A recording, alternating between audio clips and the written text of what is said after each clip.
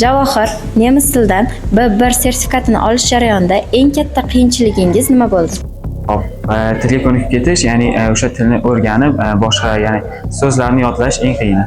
Juda qiynalganim uchun kechib ketib, boshqa fanlarni o'rganish niyatim bo'lgan. Albatta, bizni Mumtozbekov ustozimiz va Durdona Aminova ustozlarimiz bizga doim motivatsiyalar bergan. Bizda ba'zan niyatdan voz kechish jarayonlari ham bo'lgan va ular bizga yaxshi motivatsiyalar bergan. Maqsadim bitta bo'lgan, shu nemis tilidan darajani qo'lga kiritib, o'zimni orzularimga erishish. Sertifikatga tayyorlanishda sizningcha eng samarali bo'lgan mashq yoki metod qaysi? Sertifikat jarayonida o'zi ustoz metodikalarni bo'ladi va undan tashqari yordamchi metodikalar, kino ko'rish. Men o'ylaganimdan darslar sal qiyinroq, chunki bu men uchun yangi til.